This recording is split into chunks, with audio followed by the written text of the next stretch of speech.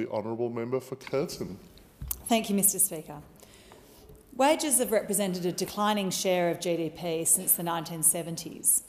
With current cost of living issues, it's really important that this changes so that improvements in productivity can be shared fairly between workers and business owners.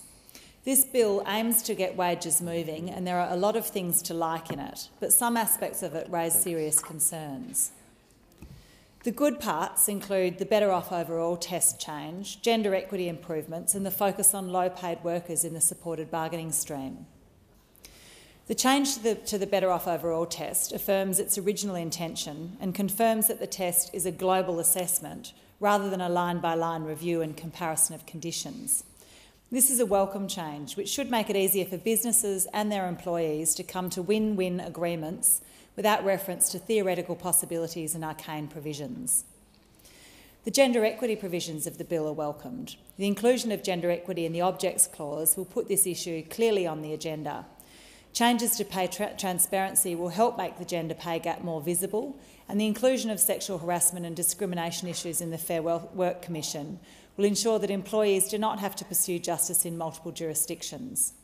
Improvements in work flexibility will ensure women with competing responsibilities can find fair outcomes. Wages in low-paid, often feminised sectors need to increase, and having worked in community services, I'm aware that a different approach is required when the funder is different to the employer, to ensure that government can fund increases in wages. I believe there's a case to be made for increasing access to collective bargaining options in the supported bargaining stream, although simplifying and lifting the awards would be preferable. So there are good parts of this omnibus bill, but given the very broad scope of changes made, I have serious concerns about some parts of it, which ultimately will prevent me from supporting it unless it's split. Any changes should be guided by principles of fairness, simplicity, flexibility and productivity. I'm not convinced that these principles underpin the proposed changes. I have 4 major concerns. My first concern is that I don't think it does anything to address the significant complexity in our industrial relations system. In fact, it may well make it worse.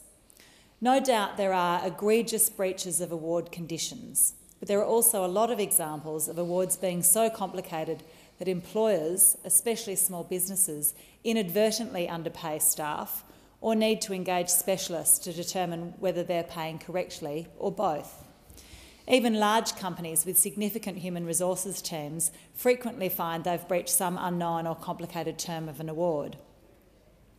Adding 3 separate additional streams of multi-employer bargaining on top of the award system, each with different processes and requirements, is likely to result in delays, uncertainty and a huge increase in the workload for the Fair Work Commission. The complexity also raises the potential for the system to be gamed by employee representatives or IR professionals motivated by maintaining the relevance. In such a complex regulatory environment, the main winners are the specialists. Lawyers, unions and IR professionals will have a steady stream of work ahead of them. Neither businesses nor workers benefit from complexity. This bill does nothing to simplify our modern award system. Efforts have been made in recent years to rationalise the number of awards, but each award is still ridiculously complicated. There's been no political impetus to tweak the industrial relations framework so it's more functional. We've seen over the years that ideological overhaul wins out over pragmatic iteration. My second concern is about the potential for businesses to be dragged into the single interest stream of multi-employer bargaining. The uncertainty of the common interest test raises the very real possibility of competing companies being brought under one bargain. Businesses in Curtin and across the country, especially small businesses, are worried about how this will affect them. Like so many other parts of our historically complex industrial relations system, this could have unintended consequences that go against the aim of the legislation. The government says the aim of this is to prevent a race to the bottom, but it may have the opposite effect and create a lowest common denominator approach to agreements, dampening productivity and wages. It will require the Fair Work Commission to understand every business that comes before it and make an assessment of whether there is a common interest. The Fair Work Commission may consider geographic location, regulatory regime and the nature of enterprises in considering whether there's a common interest. This could result in multiple parts of a supply chain or competitors being forced to bargain together. Employers could also be dragged into pre-existing multi-employer bargains, and once in the system, it's challenging to get out of it.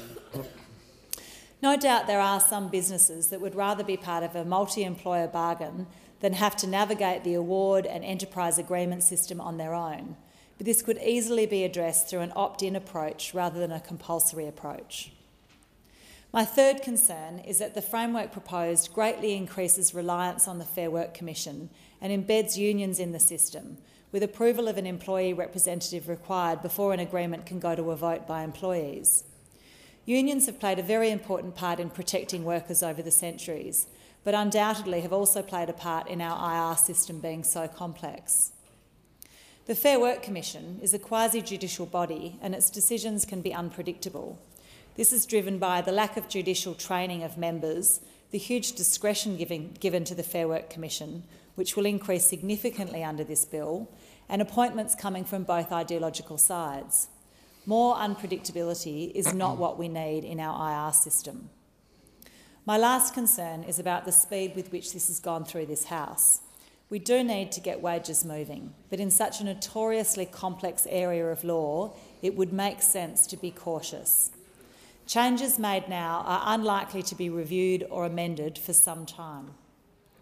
Treating the bill as urgent and curtailing debate is only part of the problem. Unlike the Climate Change Bill, there was no exposure draft shared, and unlike the National Anti-Corruption Commission Bill, there has not been extensive consultation and discussion prior to the legislation being introduced.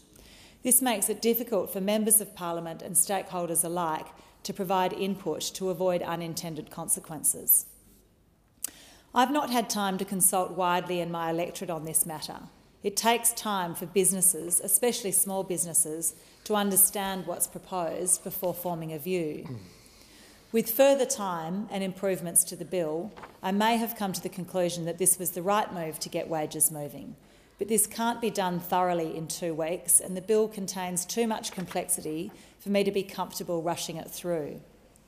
The government says that the intention is that single employer bargains will remain the primary mechanism for wage setting. Only time will tell if this is the case. I support the member for Dixon's amendments to give the Parliament 3 months to review these changes and to split the bill so that the significant matters covered can be addressed and debated separately rather than in an omnibus bill. I support the member for Wentworth's proposed amendment calling for an inquiry into the more controversial parts of the bill. And I support the member for Mayo's proposed amendment changing the definition of small business from 15 to 100 employees. The government has indicated it will propose a number of amendments to the bill which make some effort to take into account unintended consequences identified by a range of stakeholders in this short time frame. The scale and range of these amendments is an indication of the broad scope of issues being addressed and the complexity of the regulatory regime being introduced. Given the speed with which these have been drafted and the lack of consultation and testing of these amendments, I have concerns about potential further unintended consequences. I reiterate that I'm supportive of the intended goal of this bill to get wages moving in these difficult economic conditions, but its complexity and far-reaching consequences for business means that I won't be supporting it in its current form. Given that this bill is likely to pass through this House this week, I urge the Senate to do its best to improve or split the legislation, and I urge the government to consider a fulsome review in 12 months so this does not end up creating more unforeseen consequences that land in the too hard basket. Thank you.